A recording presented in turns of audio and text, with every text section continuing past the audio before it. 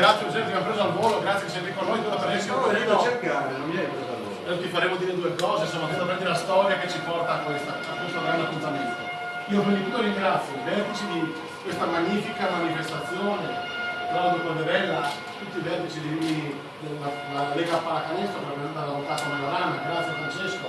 mi siete tanto spesi per noi, e grazie anche a Rimini Fiera, io non ero mai stato qua, devo dire che la location è meravigliosa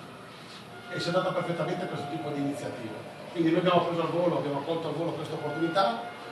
per portare il verbo di questa grande manifestazione che andremo ad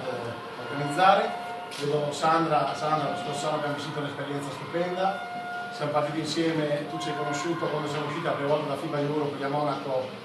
sconvolti, come era che abbiamo i soldi per partire, boh, allora se ce la facciamo andiamo allo store del Bayern a comprare un po' di maglie, così è andata, è vero,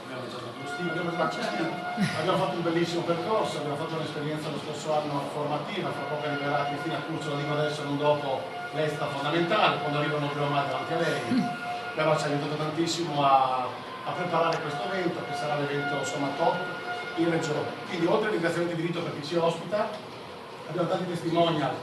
a far parlare, però ci tenevo anche a dire così ai confini dell'impero, dove si fa fatica magari a far parlare di noi, perché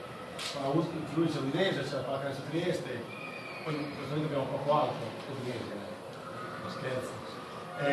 Però noi siamo una terra di grandi amanti di questo gioco. Oggi c'è qui anche Luca Corpacci che rappresenta un pochino la voglia di ripartire di Udine. Con Luca stiamo facendo un progetto che noi ci auguriamo sia vincente, ma voi già, perché abbiamo risvegliato una città che era da tutto tempo un pochino ripiegata su se stessa per quanto riguarda la pallacanestro.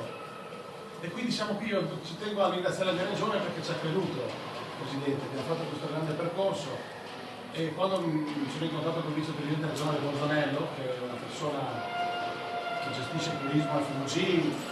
assessore, anche oltre che vicepresidente assessore alle attività produttive, insomma è un personaggio importantissimo nella nostra regione. Lui ha subito sposato questa cosa perché ha capito l'importanza